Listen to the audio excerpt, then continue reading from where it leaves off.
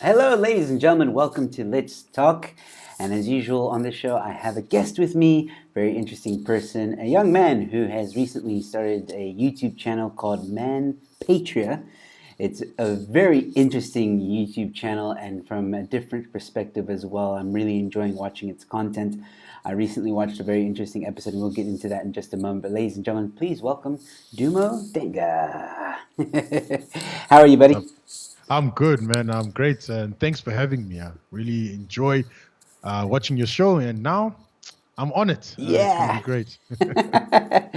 Yes, I think you and I pretty much started the whole YouTube thing at the same time. Mhm. I may have started like maybe a week before you. I don't know.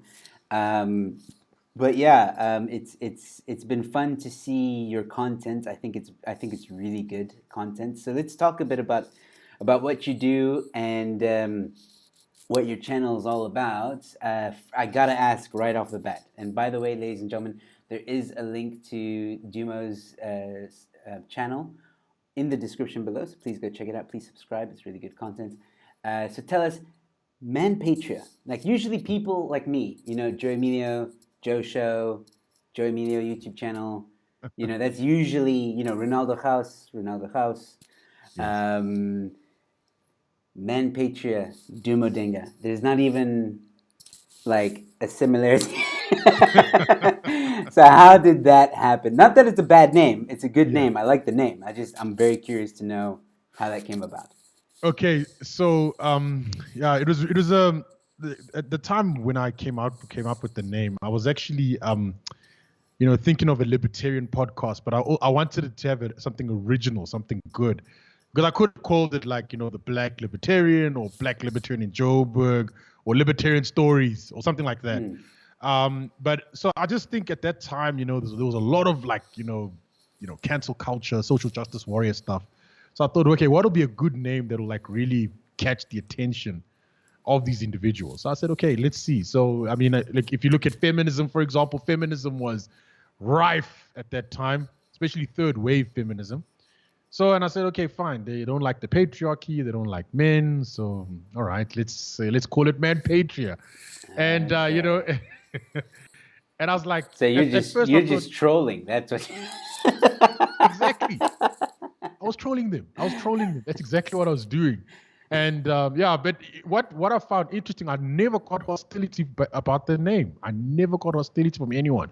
I had like one inbox where someone asked, "Is this some men's channel?" I'm like, "No, it's all libertarian," and that's it. And I was like, "Okay, cool." So if no one gets it, then well, I'm cool with that then. You trolled a bit too well. But that's cool. All right, so tell us about the channel itself. So it's all about I know it's all about talking about your rights, and I know, for example, the last episode I managed to catch a bit of it where you were talking. Correct me if I'm wrong. Lawyers, and we were discussing, or you guys were discussing how entertainers should lawyer up and kind of know their rights as well as entertainers, and we discussed that a bit. So, I'm am I correct in saying that that's the kind of stuff that you talk about, not necessarily with performers, but in general, everybody's Well, rights? yes, we are. Yeah, as I mentioned, we're a libertarian podcast. Hmm. The last episode we talked about intellectual property, Okay. and reason why it was an important topic was the issue of actors as well. So we heard there were actors that like, gave that offered their talents for certain projects, and those projects made billions of rands or dollars, and then they only got like $25,000, and Yeah. then people are saying that's a bit unfair. So the whole conversation centered around that. But the channel in general, so when we talk about men, we talk about social issues, we talk about economics, and we talk about philosophy as well. But philosophy is like the rare part. But social issues dominate what Hmm. we talk about. So like we are big on that. I mean, we tell people about taxation, women, we tell them to get guns, that type of thing. And the nice thing about it, our panels is very diverse. So I'm the libertarian actually, and then we got Nzuzo as well. He's also libertarian as well, but he's more conservative. Then you got Koketso as well. Koketso, he's more of the centrist. And then we also have Piake as well, who helps us out from time to time, and he's also got his own show as well. And Okay. he's an anarcho-capitalist, so he's like on the extreme. But definitely, I mean, yeah, we have a good team, and a lot of things to talk about as well. Fantastic. I just want to address some of the viewers here. We have some viewers. Guys, don't be afraid to ask Dumo anything or me. We'll happily address it. I have Brazo's Planet Q who says hello. Mr. Punisher saying hello. You may have recognized some of these guys. Eleutheria is also tuned in. Guys, also Yes, go yes. check out Eleutheria. Great content on that channel as well. And saying, and when you streamed Cyril, I enjoyed it. Oh yes, that was when he made his speech, and so we did a live stream on that one. Oh, And I wore okay. a mask. I wore a mask during the live stream. And it was actually at the time when just when they were talking about Black Lives Matter, Yeah. and then guys thought I actually stole Nancy Pelosi's scarf and actually put it around my face. I was like, okay. Yeah, man. That again, trolling. I love it. Like Oh, I here don't it is. know. Wait. No, I don't have it. I don't have it. I don't have it with me right now. Sorry. um, this whole thing that this whole you were talking about it on your channel as well. And thank you, by the way, for sharing my story Yes. on your channel. Mm. Since then, my wife has told me, you know what you should do, Joe, is you should get like a what's it called? Make America Great Again red hat, and just put it here on the back, just to troll everyone. Exactly. I think that'll be an excellent idea. That's excellent for trolling. And they're like, "Hey, why are you guys so angry?" Oh, it's the hat. Oh yeah, I forgot about that. Well, I know Roman does it. Roman does it Yes. often, and I think I'm tempted to do it as well because why not? Exactly. Um, cool. So, what else? What else? What is your passion? Like, is this? Do you have a day job? Is Mhm. what did you do before lockdown? Because I don't know if you still Mhm. have a normal job. Or you don't? Okay. What's your story? I have a normal job. I have a normal job. And I'm actually happy to have that normal job. Um, yeah, very thankful as well because it gives me great insights into what I'm doing at Okay. ManPatria as well. And I got to say, I mean, like economics is like my favorite thing.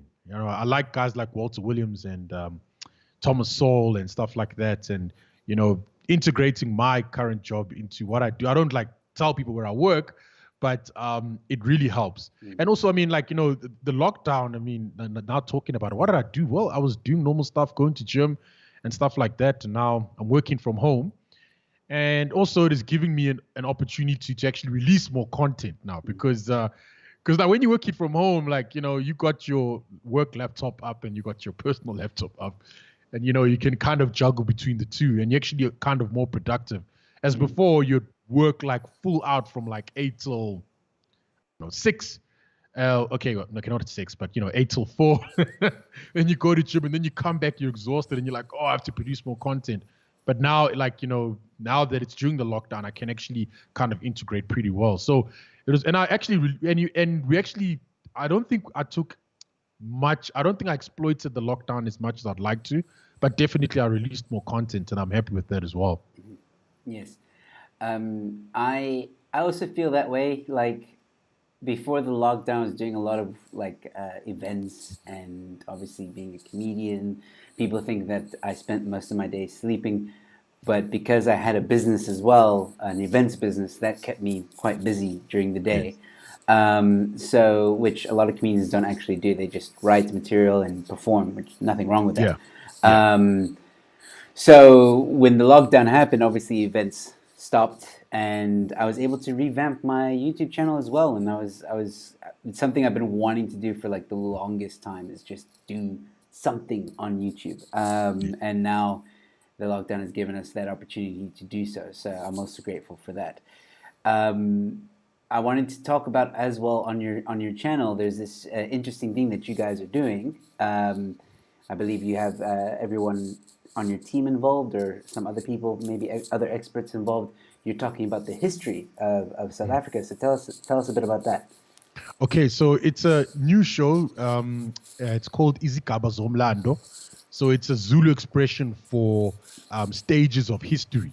So this show is actually hosted by Mpiake Dlamini, and we only released one episode so far with Neo Mkwane. Neo Mkwane is a popular name. Sees tweets, got some great tweets, very smart guy. And and on the first episode, him and Mpiake, they actually discuss the Cape Colony, or they would say the British Cape. And they really had some good insights on that. And it's also, a nice thing about it, we look at it through a libertarian lens. I think what tends to happen is that when it comes to history, especially at school, for example, there's always like a narrative, and that narrative seems to have like drowned out information. So it's almost like, and again, I'm not trying to diss China, but if you look at the CCP and like the brainwashing that they do to kids about how the liberation occurred, obviously it's not the whole truth. I mean, there's more nuances to it. So we try to add another essence or another side to it, just to show really what actually happened during those times. And I don't want to, let the cat out of the bag, but I recommend, like, guys, please watch it. It's really good stuff. We have new episodes coming up as well. So Mpiake is working really hard on that. And and when the second one comes out, you guys are gonna love it too. But definitely, history is important, because again, if you don't know your past, or if you don't know the past or any aspect of it, you're bound to make the mistakes that other people have made. Exactly. And how do you guys like? Do you guys go like to the archives and you research? Where do you guys get the references from and stuff like that? So there's a lot of sources. So look, I had a chat with Mpiake the other day, and we were just like having a chat about stuff, and then he was saying, "Yo, I'm doing research on this topic. I don't want to let the cat out of the bag." But he got it from a lot of sources. There are a lot of authors that have written a lot. I mean, you can go on the internet right now and you'll find a lot of sources on African history. They're not really taught at school. Actually, many of them written by white people, and you'll be like, you think written by black folks, but and also white people write a lot about it. And it's very interesting, because the thing is that, like, you don't know where to start. Where do you start? Like, so for example, I mean, when anyone wants to start researching anything, the first place they go is Wikipedia. Yes. Because Wikipedia like gives you like a nice breakdown. Then you go down into the sources, and then you see what's happening there.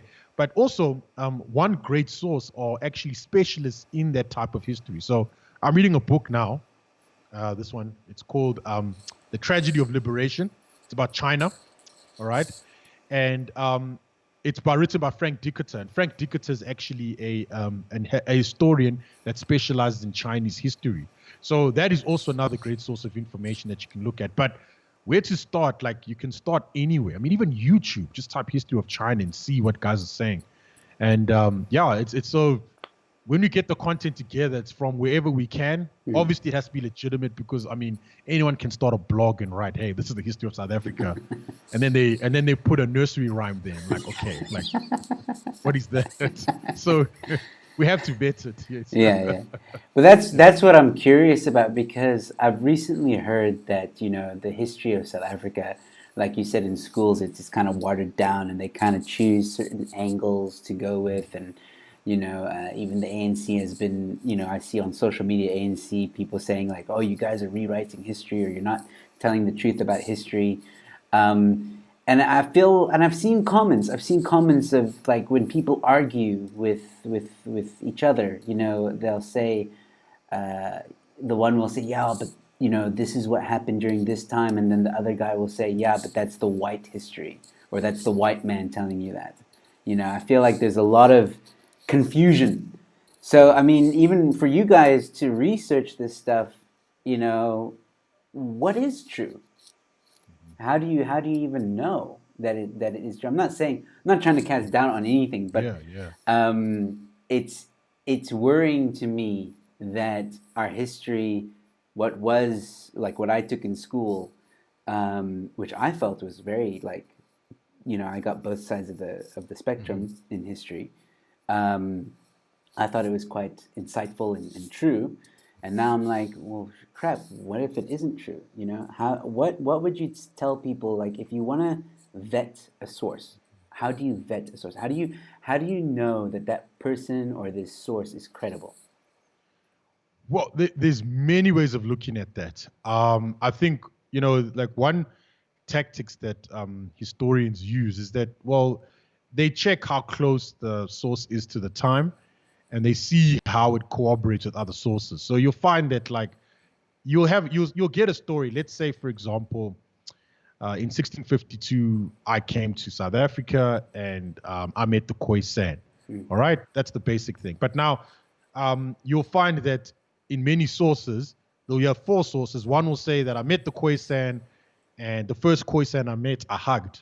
Mm. And then the next source will say the first Khoisan I met, I shook his hand. The other one will say the first Khoisan I met, I slapped him, and I will say I kicked him or something. And then what you'll find is that there'll be that common thread, right? And then there may be disagreements on certain things, but you'll try to weigh that up. So, for example, if the first Khoisan I met I kicked, how do you verify that? And then you check the other sources for that type of information. It could be that maybe I didn't kick the first Khoisan. I maybe kicked one because he tried to steal something from me. And you get that type of information. It's almost like you are not a criminal, an investigator. Yeah. Investigating a criminal case, and Yeah. you're a detective. Yeah. So again, you get all these clues, and then you try to build the story based on the clues. So again, that's the job of historians.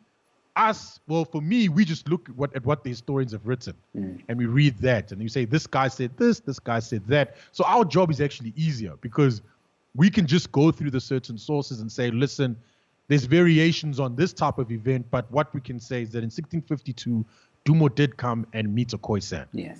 And that type of thing. So it's not like about what is true. It's rather about like what do the sources say, and also what does logic and reason tell us as well, and how we can actually bring it up. Like you said, what's the common theme? Exactly. We know for a fact everyone says that so and so landed at some points in South Africa. So if everyone says that, at least that fact or that can be considered fact. Yes. It's a very good way of looking and even researching certain topics, because I think in today's age, there's so much information that is thrown at us. All these news articles, all these theories, and like we just said, YouTube is full of content, endless content. And I think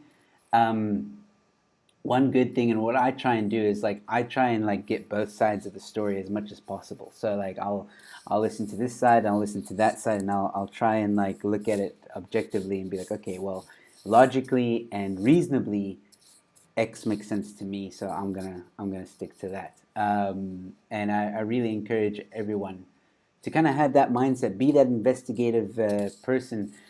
Journalism used to be that. Journalism used to be very investigative and very like double-sided. Like they give you the one side and they'll give you the other side as well, and that will let the reader determine what they think. They can make an educated decision. Yes. Unfortunately, I think true journalism has died. In my opinion. Cool. Well, I look forward to that, to those history. I don't want to say history lessons, history stories, rather. Yes. So, what else do you do? What besides YouTube and work? What else? What is it like a typical day? Oh wait. Okay. Sorry, I have a question here. Sorry. Okay. Cool. Let's see here. Mr. Punisher is asking. It's a question for both of us. If you could meet anyone at all, dead or alive, who would it be and why? Interesting question. You can go first.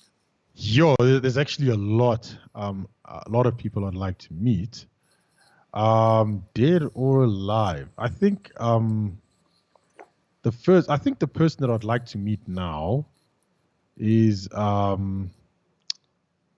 probably Walter Williams. Yeah. Interesting. Again, out of many people, I think Walter Williams. Why I liked him is that he's also a libertarian, and he's very candid. He's a funny guy. He knows how to he goes straight to the point, and he made economics very simple to understand for me. That's what I appreciated. There's one piece of research that he did in South Africa about the minimum wage, and how actually the minimum wage was actually used by racist white unions to actually keep black people out of work, because in the late 1980s, he did an investigation, and they found out that a lot of these companies were hiring black people and putting them in positions that were reserved for whites. And they actually found that a lot of black people are willing to work for less. And they were like, well, I mean, why put a white guy here if he wants to earn 20 Rand an hour when I can put a black guy that can do the same thing for 15 Rand an hour. So that was happening a lot in the 1980s, and he investigated that quite well. And it's one of those aspects of history that many people don't even know. When I actually tell them this, they're like, really? I'm like, yeah. I mean, these companies actually even got fined.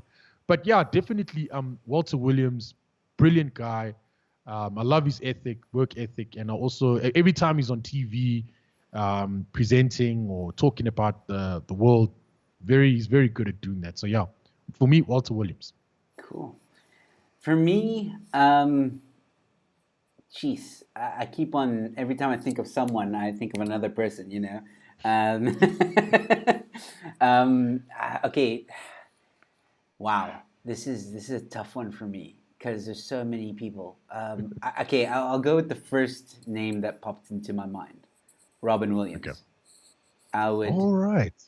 Being a comedian and a comedy fan, I've done a lot of research on Robin Williams, his interviews. People talked about him after his death, and they always said the same thing. They always said that he was always full of life, that he was always on, that he was always trying to entertain, trying to make people laugh, no matter where you were, no matter what you guys were doing, whether it be at a baseball game or at a restaurant having dinner or on a talk show. Like, he was just constantly on, and he would.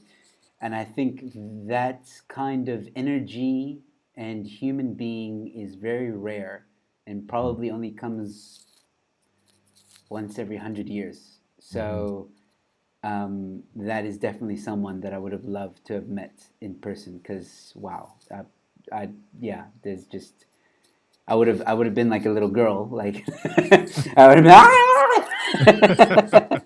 but it would have been lovely to have met him. I'm sure he would have had some good insights and wise insights in comedy and good advice. So that's someone who's dead. Someone who's alive. Well, we've got a lot of suggestions in the comments. George Carlin. Someone wants to meet George Carlin. Someone said Abraham Lincoln. Also, yeah, I wouldn't mind meeting Abraham Lincoln. I think he was a very interesting man. Nikola Tesla. Yes, that's one I would definitely like to meet. I'm trying to think of someone alive. And again, I thought maybe meeting Nelson Mandela as well. But someone alive, I don't know. It's worrying me that I only want to meet dead people. Like,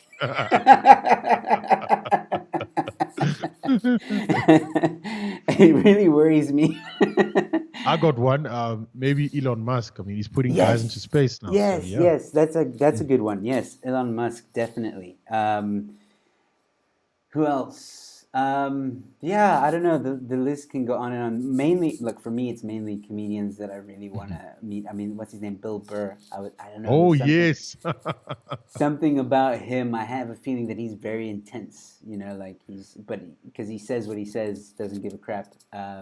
Jim Carrey. I would love to meet him as well. Another person I think would be a very intense human being as well. There we go. Joe Rogan is another one. Yes, I would like to. I would love to be on his show. Joe. Yes. If you're listening, please put him on. Yeah. I want to be on your show, Joe. I know I'm a nobody, but it's fine. Just we'll make Joe and Joe. We'll cup of Joe, double espresso. I don't know. We'll think of something. Cool. Yeah, Joe. Everyone now is saying Joe Rogan. Ryan Reynolds.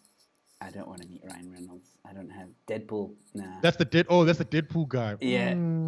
I only know him ever since he started doing Deadpool. Actually, to be honest. That's I not. was like, I'm sorry, but he did well in that movie, but just one of those. Billy Connolly? Hmm. Nah. Well, here's a question. What is your? Do you watch stand-up comedy? Do you like stand-up comedy? Not all the time, but stand up is it's actually a great thing. The last one I watched was Dave Chappelle. Mm. My favorite one, there were many. There's this guy, I forgot his name, Lavelle Crawford. Yes, I know. Lavelle Crawford, I think his skit on Donald Trump for me was it was the funniest thing I've ever heard in my life. It was, and what I liked about that stand up was that all the comedians were like saying F Donald Trump, he's a racist, he's a bigot, he's that, he's that, he's that, and then now he took that and he twisted it. Yeah. And he did it very well. I got to admit that is just sheer brilliance. And I have to say that if there's any awards, he should get one. And I mean, even when he's on, like I hear him on the Breakfast Club and everything like that, he's just funny as well, just funny Yeah. all the time. It's just like I just like, my goodness, Lavelle Crawford, brilliant. And then there is Chris Rock as well. I think I think his best skit was black people versus niggers. Okay, sorry for using that word, but I think we all know what he said in that one. I think that was a brilliant one as well. That was brilliant. Yeah. So I caught them. I caught the best ones. And Eddie Murphy. Yeah, Eddie Murphy. Like, I haven't watched it, to be honest. I mean, You gotta watch I'll it. tell you why. You see, when he was big, I was still like a kid, and then my mom didn't let me watch it. So, and then I just kind of forgot about it. It's like, you can't watch this. They swear too much. I mean, there's even Bernie Mac as well. Yes, And then Bernie like Mac, he yeah. swore, and then my mom turned it off. No, can't watch it anymore. So I forgot about it. So then now when I'm older, yeah, I think now that you mentioned that, I think I should watch. I'm gonna watch some more stand up now, to be honest. And Joe Rogan had some good stand ups as well. Yes, he did. As well. So I didn't even know he was a stand up. Like I watch his podcast and I go on his website and I'm like, oh, okay, this guy does stand up. Even Dave Rubin. Yep. I'm like, what? Dave Rubin, a comedian. The Rubin Report. Oh no, man. Probably like 2 years from now, if I keep on doing this, like these shows and stuff, Yeah. new people will be like, Joe Emilio does comedy? What?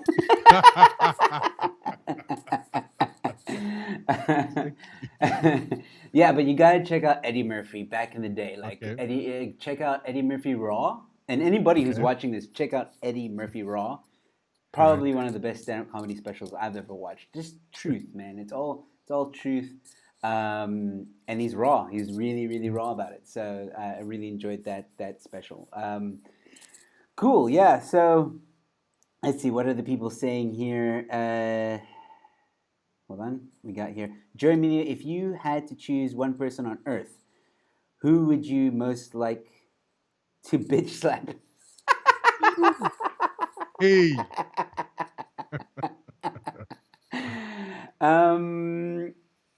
Wow, is there anyone, Dumo, that you want to give a... Mine are all dead. So I'll give you a few. So number one, Mao Zedong. I don't know who that is. Mao, he was so it's from this book. So he was actually the leader of communist China. And he was quite an evil guy. He was influenced a lot by Marx and everything like that. Under his regime, about 45 million people died. There was a time we actually tried to, instill communism, and there was a massive famine as a result. It was crazy. So I would slap him. And the next guy I'd slap is Lenin. He preceded him in Russia. That sounds Then what about Hitler? Hitler. Yes, but Hitler's death toll numbers are nothing on those guys. Nothing. Yeah. Absolutely nothing. Okay, yeah, fair enough. Yeah, you're right. Like, if you look at Lenin, Stalin, and all of them, yeah, but I'd also hit Hitler as well. Hitler definitely, sorry, man. he needs to get one. Maybe a fist, but I don't know. But definitely a slap. I don't know if there's... See, that's the thing. Like, people think... I don't know why people lately think I'm a very angry person, but I'm not. Yeah. And that's the thing. Like, I can't think of anyone right now that I would really slap.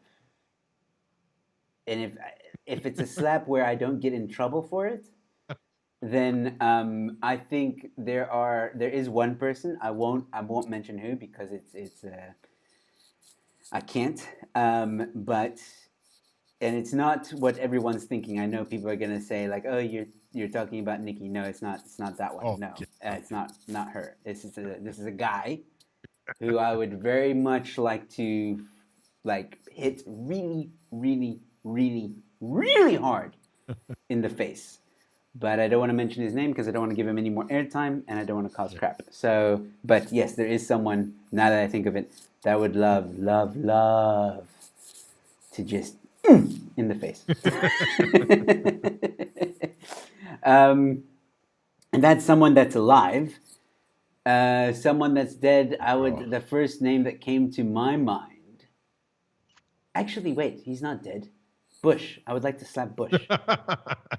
I would really like to slap Bush. I think that would be amazing.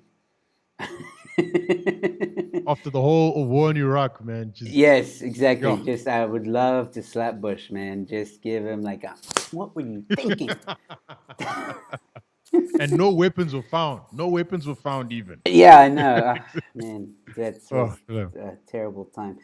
It's not you, Chico. He says, WTF, what did I do to you, Joe? It's not you, Chico.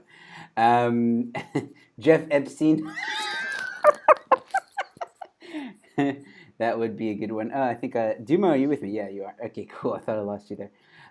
yes, I'm with you. All right. Jeff Epstein, yeah, definitely. Jeff Epstein, I would do more than slap, to be honest. I would torture him. Like, I know that sounds very evil, but you know the movie Saw? Yes, I haven't watched it. Oh, I'm not a big fan of horror, but Yeah. I've seen the trailers. They scared me enough. Well, that's Jeff.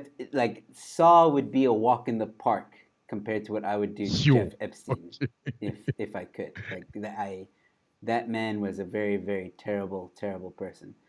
Yeah. Bush was the worst PR for America. Yep, you can say that again. That's true.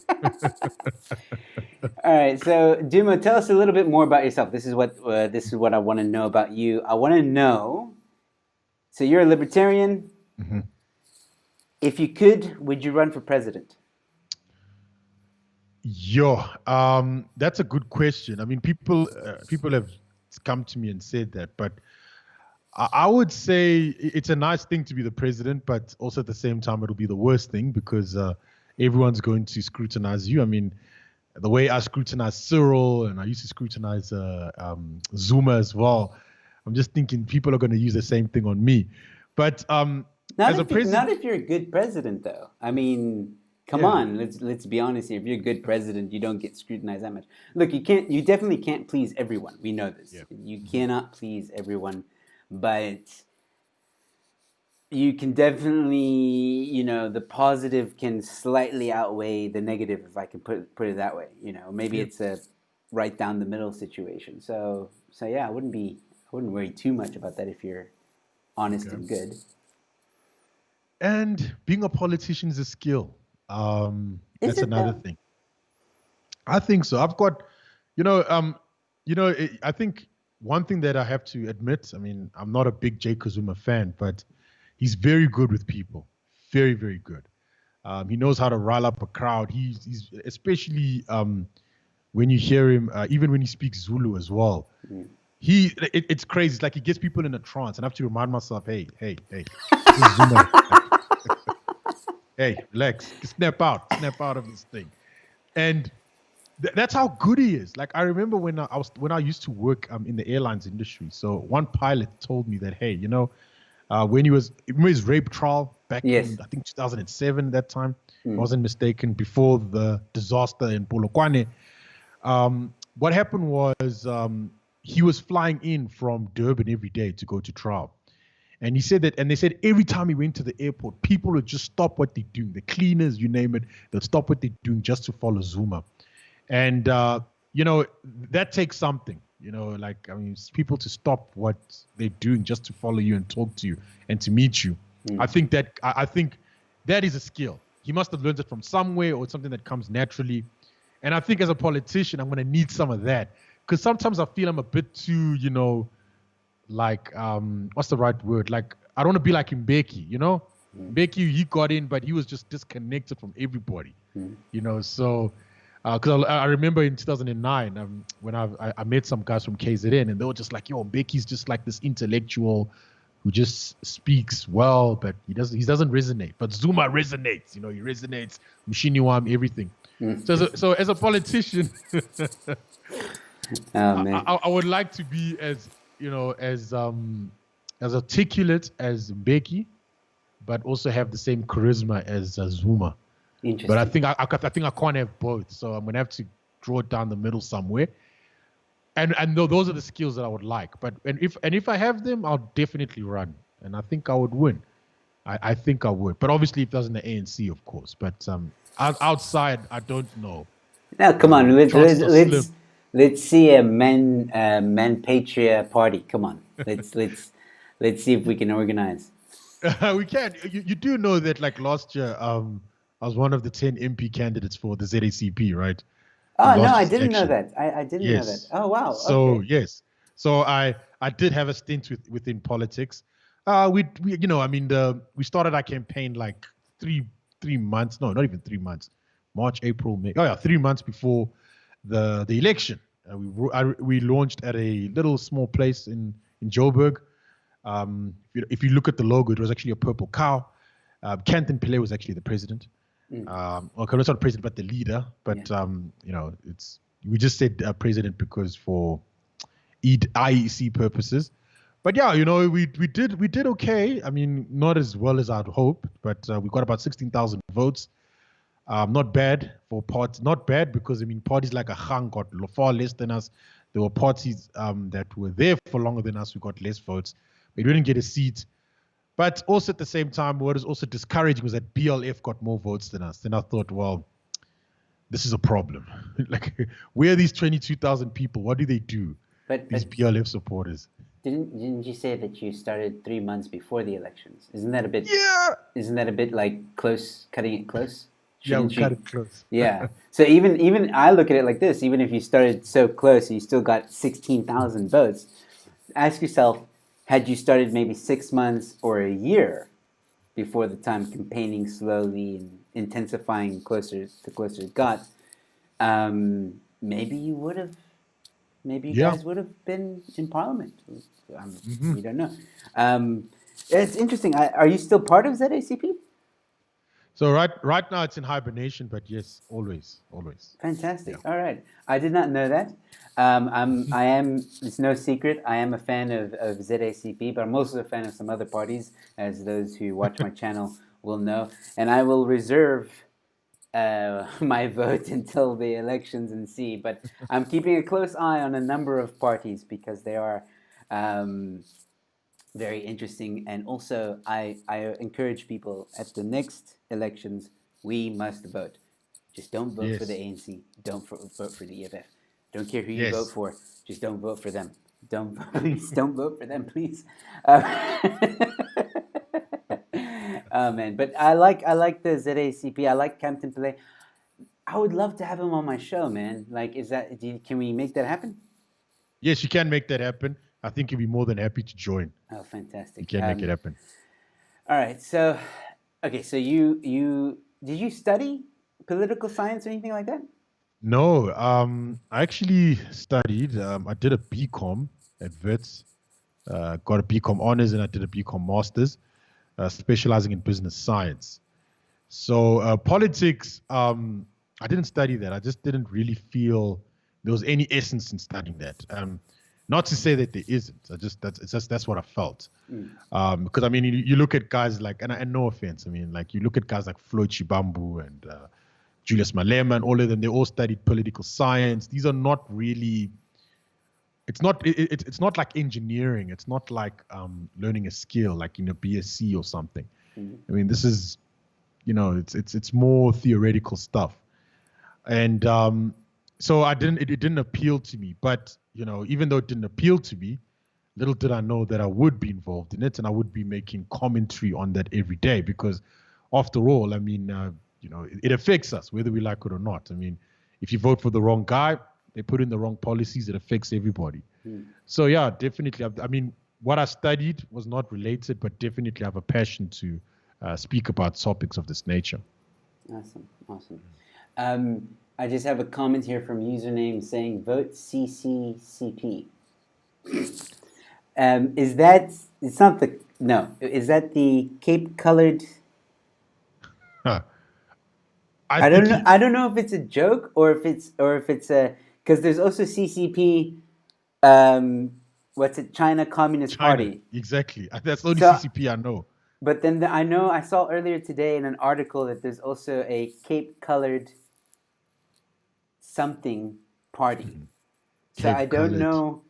Cool party. I don't know if he means that one. If it's the Cape Colored party, right? Please let them know that I would love to have one of their members on the show. If it's the Chinese Communist Party, tell them to F off.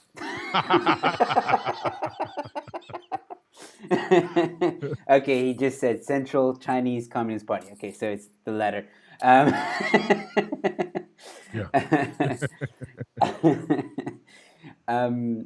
Yeah, man, I think I recently got into. Okay, so here's my thing, right?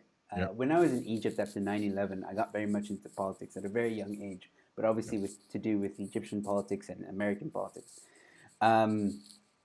And then when I moved to South Africa, I kind of just like I was like, I don't want to be involved in politics anymore. I want to see this as like a fresh start, type of thing. And only a few years ago, like maybe 2, 3 years ago, did I start to like get back into politics because I wasn't happy with load shedding.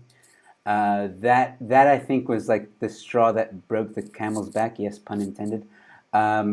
Because for me, you work so hard, and when I came here, I had studied South Africa, and it was supposed to be a developing country going into a first world country, and I just kept on thinking like, what developing near first world country doesn't have working electricity? It doesn't. There's always some crisis, and that's when I really started to look at ANC and go into the history, and I started to watch all these documentaries about South African history and stuff like that, more than just the mainstream ones, but also the ones that AfriForum has done, the ones that are on YouTube that people have done, and it painted a very interesting picture. And since then, I've been hooked. I love hearing about everyone's different opinions, whether it's good, whether it's bad, whether you support it, whether you don't. I think it's very interesting. What scares me, though, is that I feel that not enough people are talking about it. What do you think? Not enough people are talking about it. I agree. Like what I found very disappointing is that a lot of people this last year could have voted but didn't vote. I mean, we had I think we had the highest number of people ever that didn't vote, and they were registered to vote. And even when I spoke to people, they were just like, elections, whatever. For me, it's another public holiday. I'm just gonna chill, take leave on Thursday and Friday. Exactly. That's it. Because they always do it on a Wednesday. Because if they do it on a Thursday, they'll take the Friday off and stuff like that. So, people just said, I'm taking Thursday and Friday off. I'll see you guys on Monday. For me, it's a long weekend. I don't care. And I also did that as well. I think, when I went to Cape Town the one time, I went on the day of the voting. I remember that one. So it was just very convenient. Yeah, but I think people, like I've heard of people say, it doesn't make a difference. ANC's going to win anyway, so nothing's going to change. The same old. And that type of apathy is very concerning. Yeah. Because, I mean, how many more people are going to do that in the next election and so forth? And eventually, one could even question if these results are legitimate, given the fact that less and less people are actually deciding to vote. So I'm pretty concerned about that. I'm not saying people should be like active, like, BLM active, on the streets. I don't know if you I saw this one video today where these guys were crumping in front of police officers. It was very awkward. Really? I'll share it. Share it with me. I'll share it with you. I've seen so many like weird things that people are doing. I don't know if you heard. speaking about BLM and America and all Yeah. that stuff, where I think it was in Chop, Mm-hmm. previously known as Chad, where they said that there's a specific area in there Yeah. that's for blacks only. Yes. Didn't you want equality? What? My brain was hurting when I read that. I was like, are you guys serious? Like, are we going back into segregation? What is going on, people? um, Exactly. it's the weirdest thing. I don't know, man. Just a quick comment on that. I mean, it's the thing about the hard left. The left has gone insane, and I think that why is that the case? I do believe that the goal is not equality. I think the goal is to um, get power and to use it in the way that you accuse your opponents of using it. So that's what I think is the whole idea. And you can see when they got an autonomous zone, what is the first thing they did? Segregation. And the reason why they did it is because they really have this intense hatred for other races, and they claim that they're the ones that are very tolerant. So that's what I think was the problem. And it's no surprise there. I mean, and like I've shared it on Facebook the other day, and I said it's very ironic. Those who claim to fight against racism are just like the apartheid government. Like, wow. I mean, I saw that flip, post. Yeah. who needs to go back to 1980? Really? We got it right here. Oh Like, man, it's like the weirdest, the yeah. weirdest. I can't. I also saw another article saying that it's so funny to me. I was every sentence I was just laughing because I just couldn't believe this. Apparently, some, if not all, the CHOP people have decided to pack up and go home, and they're saying no, it's getting too dangerous. We want to go back home and take the fight online, virtually. I read it and I'm like, you just miss running water, a toilet, and a shower. That's it, and Wi-Fi. Exactly. you, you had a little party, didn't go as planned,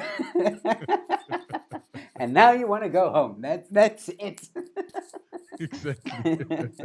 Oh man, that was very entertaining to read. I have a question here Yeah. from Vernon to you. It Yes. says, what are your thoughts on the leaked ANC cadre deployment documents?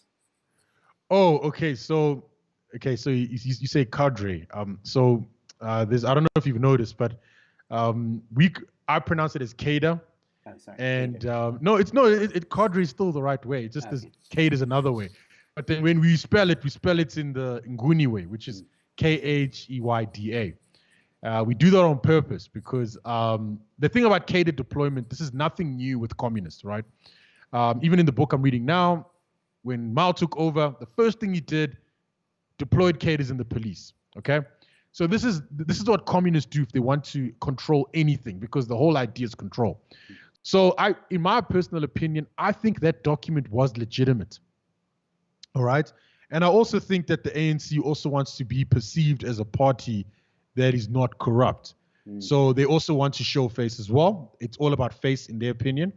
And anything that will give them a bad name, even if they are doing it, I do believe that they will say that no, this is not what we're doing, all in the name of saving face. So I think it's legitimate, and I think they're just trying to protect their image. And I'm not surprised. I'm really not surprised that there is a committee, or let me put it, say allegedly a committee that is actually choosing ministers. I mean, because that's the whole point about catered deployment. Yeah.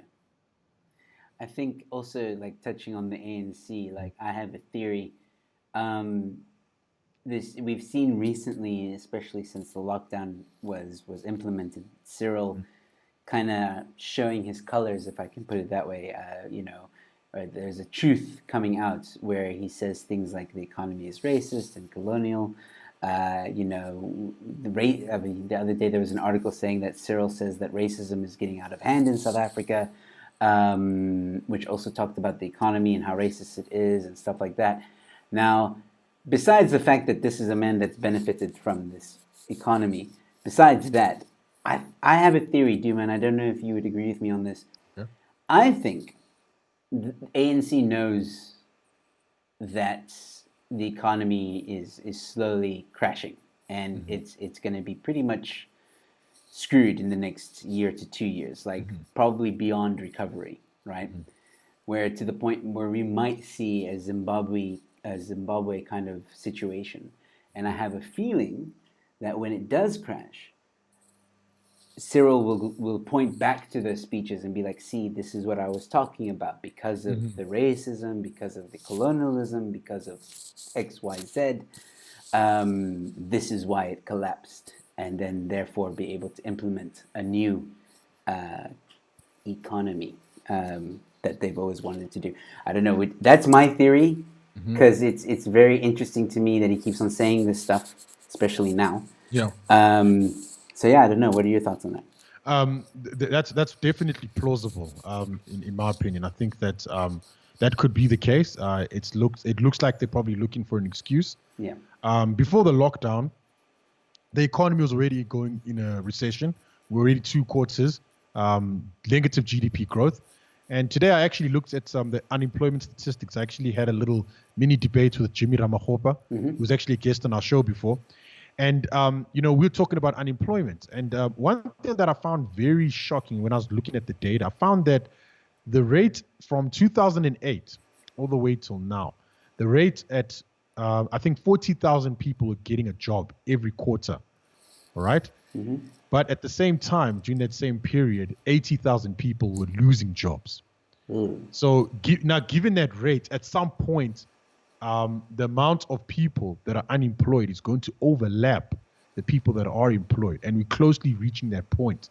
So I'm worried, and I think that the government has seen that, and they're going to look for someone to blame. And it's nothing new. This tactic is nothing new. Even the CCP does that as well.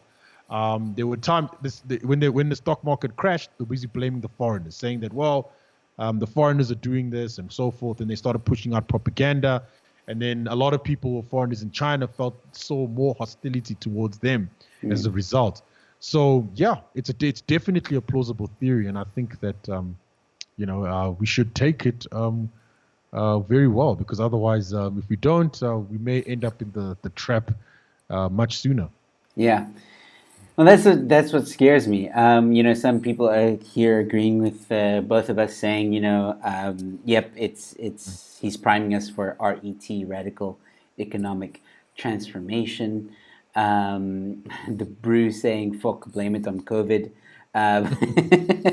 which they will do. That will be also a thing that they will try and say, like, "Oh yeah, but now we were on a decline, then COVID made it worse, and if we didn't have." COVID, we may have survived. I don't know. They'll probably try and twist it. Another thing that has been said is what's your opinion on this? So I was watching. I don't know if you've watched What Now. So What Now? Something like that. Yes. And there was a recent episode with it's Gareth Cliff's new show on ENCA, and it's got Unati Kwaza on it. A lawyer, I can't remember his name. Mighty Jamie. Yes, that one, Mighty Jamie, and there was another lady journalist there. Now, Mighty Jamie said that there's a third option for South Africa during this COVID pandemic that we could have done, which is print more money, and then because he pointed at Europe and he pointed at America, and he said these are what these guys are doing now. My thought when he said that, now you probably know more about this than I do, so please correct me if I'm wrong. My thought immediately was, okay, if you print more money, that is definitely a bad idea because it degenerates your currency. That's number one. Number two, countries like Europe and America, they can afford to print more money.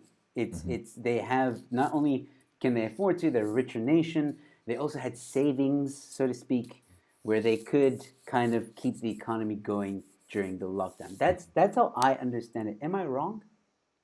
You're not wrong at all. You know what? Let me put it to you this way. Mighty Jamie blocked me on Twitter. He'll probably block me now too. and now I'm going to say it anyway. So the reason why he did that was because he was on John Steenhuisen's case, talking about how John Steenhuisen has got a matric, and he's a parliamentarian. And this is so bad. This is white privilege. And I'm like, we had a parliamentarian who didn't even have a matric, and he became president of the country. And when I mentioned that to him, he waffled, and eventually blocked me. So now I'm not surprised by that statement that he made, that we need to print more money. Look, I really wouldn't. And this is all due respect to him, but that's an asinine thing. He's from Zim, and in Zim they did that, and guess what? Look where they are today, right? It's crazy. I mean, and for those of you who don't understand, basically when you print more money, there's more money in the economy, which means you can buy more stuff. You're going to get inflation as a result, because there's too much money chasing too few goods.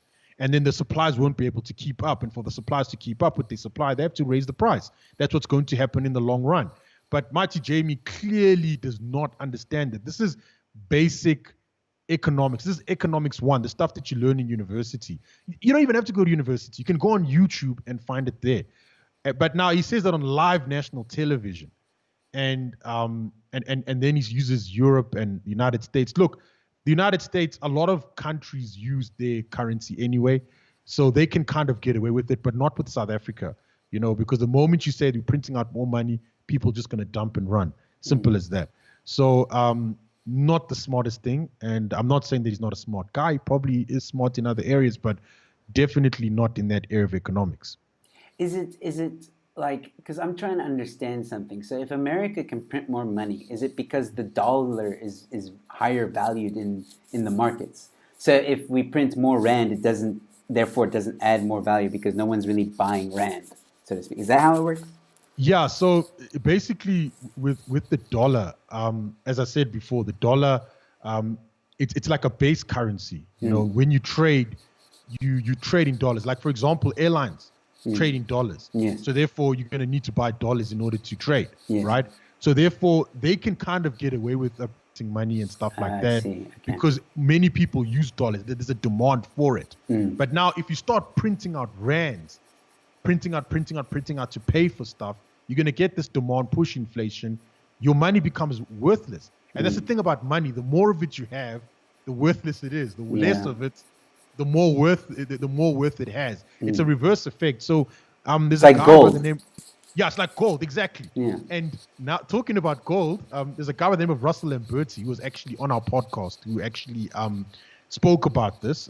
You guys can listen to it. It's a very excellent podcast. Very smart man. And we talked about Bitcoin and everything like that. And also Piake Dlamini, our anarcho-capitalist on the ManPatria podcast, and also he's with the Free Market Foundation. He's written excellent articles on this. And one thing that he does mention, he said we should go back to the gold standard, because on the gold standard, the prices of goods and services don't go up that much because there isn't a central bank that can just print out money and determine interest rates and stuff like that. So it's a really brilliant topic, and I wish I could speak more about it. No, I'll encourage everyone to go to your channel and check it out. I'll definitely go look for it and check it out myself. I do want to know more about the economic side of things. Cool. Well, we're approaching the hour. Time flies when you're having fun. Yes. So, Dumo, what I usually do with my guests is I give them a moment to just, give their final thoughts, and I'll sign off, but don't hang up. I'll give you a proper goodbye on Skype when we're done here. Is there anything you want to tell the viewers that we're watching? Well, thanks for watching, guys, and also thank you, Joe, for inviting me. I really appreciate it. Really great audience you got here. Really great setup. It's not all the time I get invited onto shows, and I really appreciate each and every moment of it. And also, guys, my advice, if I have to give any advice, parting words, is that, look, guys, learn to just think outside of the box. Whenever you approach difficult situations, especially in the news that is very polarizing, take a step back and try to get all the information. You don't have to make an opinion immediately. Like I know maybe with my videos, you'll know I have an opinion immediately and you're waiting to hear what I have to say. But even I struggle. I also have to be slow to making a judgment. So guys, nothing wrong with thinking about it. And I know some people, mobs are gonna say, hey, silence is violence, and you got to say something now. Pick a side. Yeah. So my advice is this, guys: take a step back, absorb the information, and make your own informed decision. Don't bend the knee to the mob. Don't do Yes. it. Well, Jimo, thank you so much for joining me. I really enjoyed our chat. It was fascinating. It was fun. Got to know you a little bit more as well, which is exactly what I wanted to happen. So I hope more and more people will follow you and go to your channel. Like I said, Dumo's channel is in the link description. Sorry, the link to his channel is in the description below. Please go check him out. It's great content. Please support him. And on his channel, you can find him on Twitter, Facebook, all the other stuff, his website. Go check him out. And also support him on Patreon. So do all that stuff. Support local and support Dumo. He has very fascinating people on his channel and very, very interesting topics and shows. So please go check him out. Other than that, ladies and gentlemen, I will be back maybe tomorrow. I'm still thinking about it. Otherwise, Wednesday, you can catch me with not one, not two, not three, but three comedians. I'll be the fourth one. Talking about woke and how woke is too woke. So we're going to be having that discussion, which should be interesting. So please check me out 8:30 p.m. on Wednesday. If I don't see you before then, enjoy your Tuesday and the rest of your Monday evening, and I'll see you Wednesday evening. I'll catch you at the next one. Don't forget to like, share, and subscribe. Thank you all so much for watching. Good night.